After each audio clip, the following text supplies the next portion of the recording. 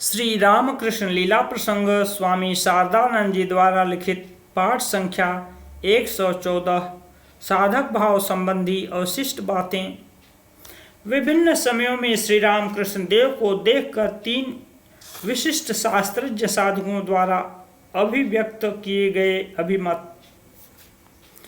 श्री रामकृष्ण देव के साधन कालीन तीन विशिष्ट अवसरों पर तीन विशिष्ट विद्वान उनके समीप पधारे थे तथा उनकी आध्यात्मिक स्थिति को अपनी आंखों से देखकर उन्हें उस विषय में आलोचना करने का सुयोग मिला था।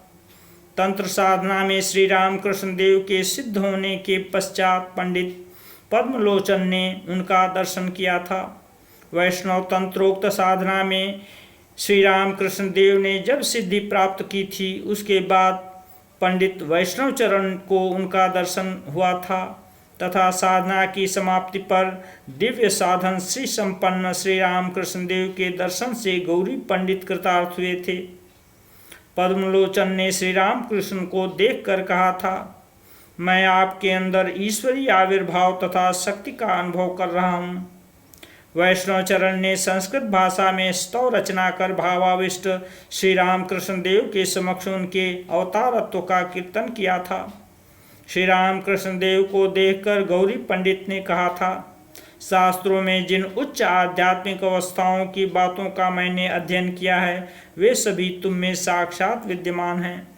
इसके अतिरिक्त शास्त्रों में जो लिपिबद्ध नहीं हैं ऐसी उच्च अवस्थाएं भी मैं तुम्हारे अंदर देख रहा हूँ।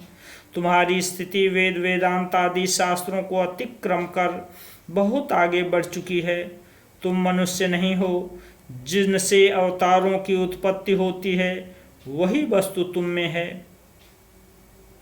श्री रामकृष्ण देव के अलौकिक जीवन वृत्तांत तथा पूर्वोक्त अपूर्व उपलब्धियों की आलोचना से यह विशेष रूप से हृदयंगम होता है कि उन पंडिताग्रगण्य साधकों ने व्यर्थ ही उनकी प्रशंसा कर उपरोक्त बातें नहीं कही थी। उन पंडितों के दक्षिणेश्वर आगमन के समय का निरूपण निम्नलिखित रूप से किया गया है। उन विद्वानों के आगमन का समय निरूपण। प्रथम बार दक्षिणेश्वर में रहते समय श्री माता जी ने गौरी पंडित को वहां पर देखा था। साथ ही मथुर बाबू के जीवन काल में गौरी पंडित के दक्षिणेश्वर आगमन की बात हमने श्री रामकृष्ण देव से सुनी है। अतः बंगला सन 1277 यानी सन 1871 ईस्वी के किसी समय दक्षिणेश्वर आकर संभवतः बंगला सन 1279 यानी सन 1873 ईस्वी तक गौरी पंडित ने श्री रामकृष्ण देव के समीप अवस्थान किया था। शास्त्र ज्ञान प्राप्त कर अपने जीवन में जो उस ज्ञान को परिणत करने का प्रयास करते थे ऐसे साधक विद्वानों को देखने का श्री रामकृष्ण देव का निरंतर आग्रह था। भट्टाचार्य श्रीयुक्त गौरीकांत तर्कभूषण उपरोक्त श्रेणी के अंतर्गत होने के कारण ही श्री रामकृष्ण देव को उन्हें देखने की इच्छा हुई थी तथा मथुर बाबू के द्वारा आमंत्रित कराकर उन्होंने उनको दक्षिणेश्वर बुलाया था। श्री रामकृष्ण देव की जन्मभूमि के निकट इंदेश नामक गांव में पंडित जी का निवास स्थान था।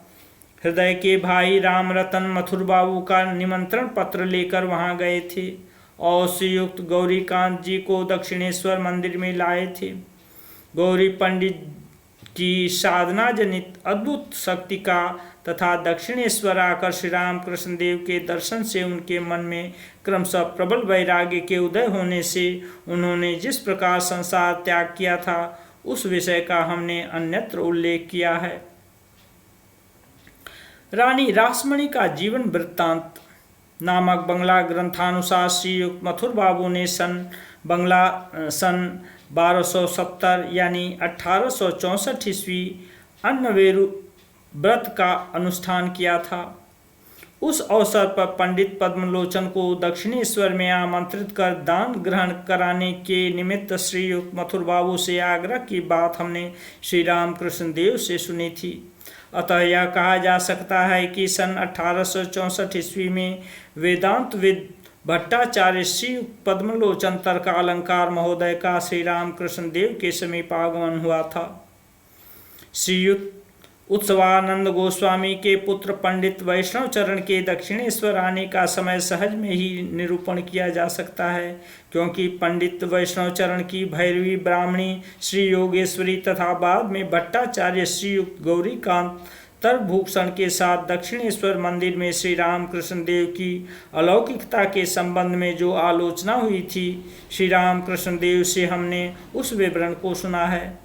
ब्राह्मणी की भांति उन्होंने भी श्री रामकृष्ण देव के शरीर तथा मन में वैष्णव शास्त्रोक्त महाभावों के लक्षणों को देखकर स्तंभित हो ब्राह्मणी से सम्मत होकर श्री रामकृष्ण देव को श्री गौरांग देव का पुनराविर्भाव माना था। श्री रामकृष्ण देव के उपरोक्त कथनानुसार ऐसा प्रतीत होता है कि सन 1865 ईस्वी में श्री रामकृष्ण देव के मधुर भाव की साधना में सिद्ध होने के पश्चात श्रीयुक्त वैष्णव चरण उनके समीप उपस्थित हुए थे तथा सन 1873 ईस्वी साल तक बीच में दक्षिणेश्वर आते जाते रहते थे। श्री रामकृष्ण देव की अपने अंतरंग भक्तों को देखने की इच्छा तथा उन्हें आह्वान। पूर्वोक्त उपलब्धियों के पश्चात श्री ईश्वर की प्रेरणा से श्री रामकृष्ण देव के हृदय में एक नूतन इच्छा प्रबल रूप से उदित हुई थी। योगारूढ़ होकर पूर्व परिदृष्ट भक्तों को देखने तथा उनके हृदय में अपनी धर्म शक्ति संचार करने के निमित्त वे अत्यंत उत्सुक हो गए। श्री रामकृष्ण देव कहते थे, उस उत्सुकता एवं व्यग्रता की कोई सीमा नहीं थी। दिन भर उस व्यग्र भाव को मैं किसी तरह अपने हृदय में धारण किए रहता था। विषयी लोगों का मिथ्या विषय प्रसंग जब मुझे विस्वत प्रतीत होता था, तब मैं यह सोचने लगता था कि उनके आने पर ईश्वरी चर्चा कर मैं अपनी अंतरात्मा को शांत करूंगा, कानों को तृप्त करूंगा तथा उनसे अपनी आध्यात्मिक उपलब्धियों को कहकर हृदय को हल्का करूंगा। इस प्रकार प्रत्येक विषय में उनके आगमन की बात का उद्दीपन होने के कारण किससे क्या कहना है, किसे क्या देना है, सर्वदा इन्हीं विषयों का मैं चिंतन किया करता था तथा उक्त विषयों को सोचकर पहले से ही मैं अपने को प्रस्तुत रखता था। किंतु दिन व्यतीत होकर सायंकाल होने पर मेरे लिए धैर्य धारण करना असंभव हो जाता था। तब मैं यह सोचा करता था कि आज का दिन भी निकल गया, फिर भी कोई नहीं आया। आरती की शंख घंटा ध्वनि से जब मंदिर गूंजने लगता, तब मैं मानसिक यातना से अस्थिर हो बाबू लोगों की कोठी की छत पर चढ़कर, तुम सब कहाँ हो, आओ रे आओ रे, तुम लोगों को देखे बिना मुझसे रहा नहीं जाता, इस प्रकार उच्च स्वर से चिल्लाया करता था। माता अपनी संतान को देखने के निमित्त ऐसी व्याकुलता का अनुभव करती है या नहीं, यह मैं नहीं कह सकता। सखा को अपने सखा के साथ सम्मिलित होने तथा प्रणयी युगल को आपस में मिलने के लिए इस तरह आचरण करते हुए भी मैंने कभी नहीं सुना है। मेरा प्राण इतना व्याकुल हो उठा था। इसके कुछ ही दिन बाद धीरे धीरे भक्त वृंद उपस्थित होने लगे।